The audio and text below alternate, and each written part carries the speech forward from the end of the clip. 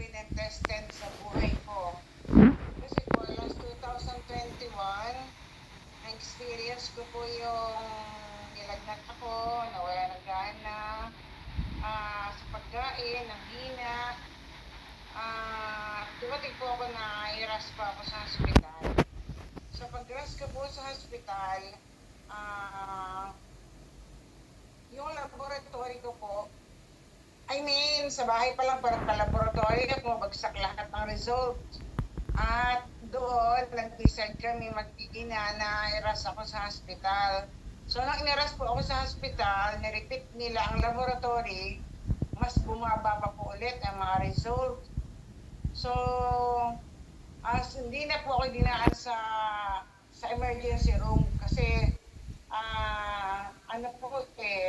kumbaga delikado nilagay ko, dapat i-isolate ako pero that time kasagsagan ng COVID, hindi po ako naipasok sa isolation kundi sa isang room diretso. Pagpasok ko po doon, lumabas ulit ng laboratory nila. Ganun nga, so na dextrose, so dahil sa sobrang baba ng blood, WBC, nag-transfusion po agad sila.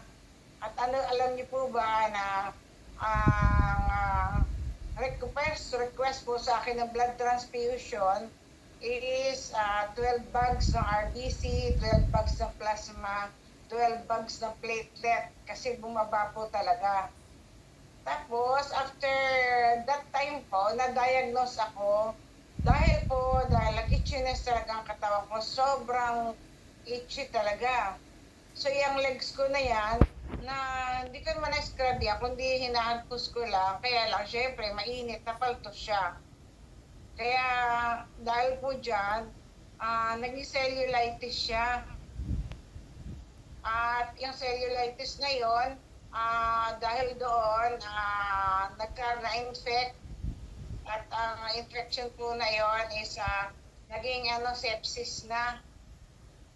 Tapos after 3 days po, ayaw umakyat yung aking mga laboratory. Ang dami na nag-blood transfusion niya, 3 days, 4 days, 5 days, hindi pa rin gumagalaw. So, bago ako'y nasa 6 months ago na po ako sa company natin. At hindi po naman ako hindi ako nawawala ang faith ko kasi alam ko ginamit ng Lord itong Future Placenta sa na-instrument talaga sa may mga karamdaman with sa damage sa mga cells. Kasi nga po sabi doon, ang cells ang nadadamage kaya nagkakaroon tayo ng sakit. So yung akin, na-damage ang cells ko. Kaya bago ako pumunta ng hospital, gumamit na po ako. At grabe sa gabay ng ating mother sa ADG, Mother Cyril, Sir Joel, at yung aking mga best friend na si Ma'am Luz, sila po ang nag-advise sa akin na mag-take daw po ako ng 5-5-5. Meaning 5 in the morning, 5 before lunch, and 5 in the evening. So ako naman po, bilang obedient na anak, sunod lang po ako ng sunod sa kanila. Hindi ko na po iniisip kung kaya ko ma-sustain o bahala na. Basta bahala na po. Kasi bumababa nga iniisip ko, kailangan ko na maghabol ng buhay. So, yan po ang nangyari sa akin. That time, na bedridden po ako ng 1 month and 1 week. After a week po, iniisip ko na takot na takot po yung doktor kasi morning and evening daw may meeting yung aking center physician kasi marami po ako, kasi may maintenance ako sa high blood. Sa ngayon, marami akong set of physician po. May cardio, may infectious disease, kasi kung sepsis. So, may derma. At ika-5th day ko po, iniisip ko na, sabi ko ng anak ko na kasama ko, takot na takot siya, sabi niya, Nay, wag mo nang i-diretso yung future mo. Kasi parang walang result. Bakit bumababa pa rin? bago ka pumunta sa hospital, sabi mo naka 2 days ka na natututo. Bakit ngayon, nag-5 ka na 3 days na, bakit ano pa rin, di pa rin umaangat? Sabi ko, huwag kang mag-alala anak kasi ang ating body nag-aano yan, kumbaga nagpapakilala pa, pinapakilala pa ni Porchia sa ating body, sa system natin. Yung, kasi siyempre lumalaban ng cells nagpapakilala siya, ayaw niya pa kagad. So, hindi ko tinignan yan. Basta ang paid ko, tataas yan. After 4 to 5 days. So, nung ano nga po, nung 4 days, natatakot na rin yung mga doktor, set of physician, nag-decision sila na i-biopsy yung aking cellulitis. So, binayopsy ang cellulitis, doon nakita yung major diagnosis. At yung major diagnosis, ang na-diagnose po sa akin is acute myeloid leukemia. Na which, ang sabi ng doktor sa akin, nung pagpasok sa akin, na magsasabi sa akin kung ano yung sakit kong, at kung talagang major diagnosis ko, sabi ko, di po ba, tinanong ako, di po ba cellulitis, sabi nyo, at sepsis ang infection. So alam ko, sepsis deadly na.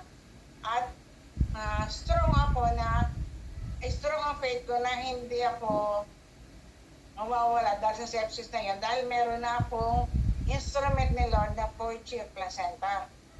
So, tinuloy-tuloy ko po yun, di ako humihinto hanggang sa naisip ko na ika-5th days, sabi ko, ika-5th day ko, parang gusto ko na i-lower ng 333 kasi sabi ko, aangat na naman to parang nag-alala rin ako kung paano i-sustain. So, lalo akong pinush ng mga leader ko sa IDG na, no, kailangan 555, ituloy mo yan. Tuloy ng 555. So, diretso po ako ng 555. After 5 days, nag-stable na. Pero yung ika-5 days, dumating na po yung result ng aking yun. That time, dumating na yung result ng aking biopsy niya, ng aking myeloid leukemia. So, diretso ako, 555. Nag 1 week po ako ng 555. Tapos after 1 week, medyo nag-stable na. After 2 weeks, nag-umaangat-angat na ng 0.1, 0.2, gano'n 0.3. Hanggang sa, nung nag-diagnose po ako, ay nag-advise ako ng hem-oncology na dagdagan na naman aking doktor. Nagkaroon ako ng hem-oncology dahil nga sa blood. So, in-advise ko ako ng chemotherapy. So, na chemotherapy naman ako, in-explain sa akin, sabi ko, okay, sabi niya, kaya mag-undergo tayo ng chemotherapy. Yung sinasabi mo na Porchia placenta na tinitake mo, siguro kailangan mo talagang stop yan. Doon ako nakipag-argue sa doktor na hindi ko po pwedeng stop. Kasi kung stop ko po, babagsak yung energy ko, pati yung lahat-lahat ko, babagsak pa, I'm sure. Kasi mahihina po ako sa chemotherapy, di ba? So, hindi talaga ako pumayag. Sabi ako naman pong patient, baka pwedeng this time, ako muna ang masunod. Susunod naman ako sa inyo sa mag-chemo, isasabay ko lang po.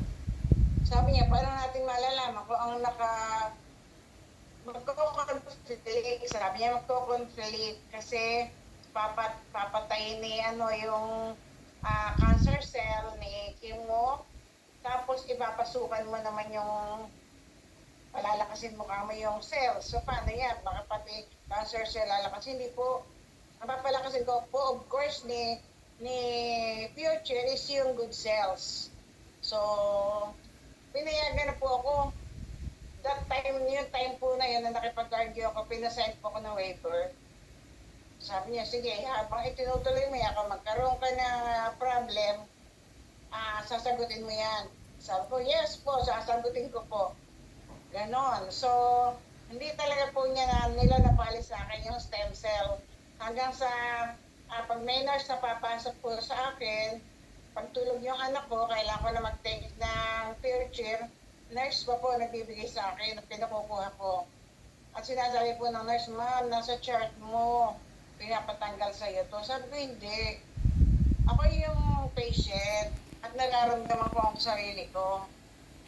Alam ko, yan na instrument ni Lord. At basta nararamdaman ko na lumalakas ako. Sabi ko, kaya hindi ko pwedeng stop. Sorry. Nag-sign ako ng waiver. Sabi ko sa kanilang gano'n. So, wala na sila talagang magawa. Tinuloy-tuloy ko. So, by the grace of God po, yung aking chemotherapy hanggang sa lumabas ako, 8 sessions po invite sa akin. Sa hospital, naka 2 sessions ako. Nung nasa labas na po ako, another 5 sessions pa, another 6 sessions pa. And praise God, after sa ikapit session po, pinastop na po ako. Sabi niya, graduate ka na, tumaas na ang iyong ang result ng laboratory mo, maganda na ang WBC mo. So, nagpapasalamat po ako sa Panginoon. Yan po yan ang nangyari sa akin. At mag-isa lumabas po ako, bedridden pa rin po ako. Kaya pinandan ko po ako ng therapy.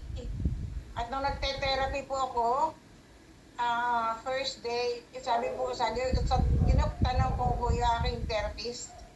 Sabi ko, ma'am, ilang days kaya ako magte-therapy para makalakad ako ng normal. Sabi niya, ma'am, sa case niyo na 1 month and 1 week. Sa mga patient na nakikater ko, 1 to 2 months. Ganun katagal, sabi ko. Pero ako hindi. Sabi ko, kasi meron akong supplement na future placenta.